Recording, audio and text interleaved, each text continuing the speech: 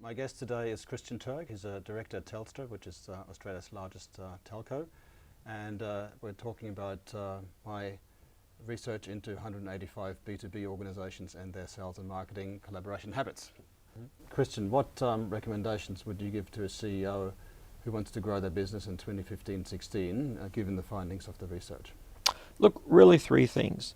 I think one, focus on quick wins, and that is leverage your marketing capabilities and sales capabilities to achieve quick results. What I mean by that, for instance, use your marketing skills to improve the quality of your tender responses. Secondly, focus on your customers. And that is establish a baseline in terms of customer satisfaction and then issue improvement metrics that sales and marketing share. That will focus the effort going forward and drive new operational improvements. And thirdly, challenge your sales and marketing leadership to innovate and create new customer experience from combining the capabilities in the business in new ways. So shared objectives and shared metrics. Shared objectives, shared metrics and innovation. We were talking about automation not being a panacea. I understand that a lot of vendors are out there selling the technology, saying you just put our technology in and everything will come good. What do you think of that? Look, I think it's dangerous. I think if you have an approach to sales and marketing that doesn't give customers a great experience throughout the pre-sales, sales, and even in the post-sales process, then you clearly have got some work to do in your business.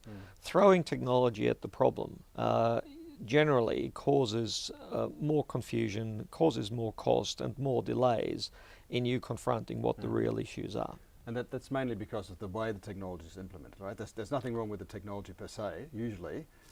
That's right. But if you haven't got the right environment where the technology actually can bring its benefits to bear, if you have the people not aligned, if you don't have them working together, then it's just not going to work. Is it? So in order for successful implementation of marketing automation, you really need an alignment between people, their behavioral patterns and the processes in which work actually flows in the organization and the technology that you provide to support that. If the technology works counter to that or forces people to do things in unnatural ways, then it's never going to work. Yeah, that's right. And I even take it one step further and I say you need to have the environment where the people actually want to work together.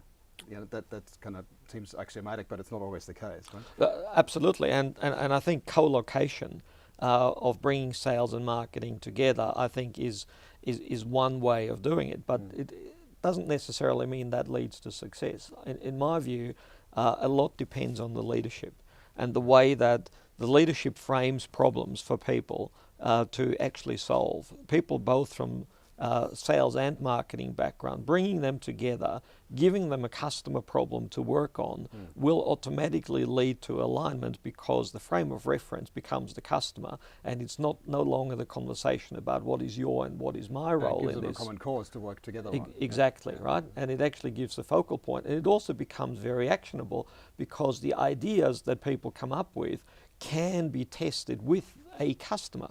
So you can actually go and talk to a real life person if that plan or if that improvement that someone was suggesting actually makes sense and addresses the issues so that you're not going off in a direction that is thought up by the sales side or the marketing side and one argues with the other and somebody wins and then people settle for that. You can actually reality test it with the customer and your prospect of success therefore increase. Yeah, I like the idea of the testability because you can just try something out, bounce it off the other side, you know, sales of marketing, marketing of sales, and you don't have to go down the path where you have a whole campaign set out and paid for and then find it doesn't work. Right? You can actually do a little bit of experimentation and get a bit of ownership, joint ownership, you know, in the process. Exactly, and I think the best piece of business advice I ever got was if you're in doubt about what to do in your business, go see your customer.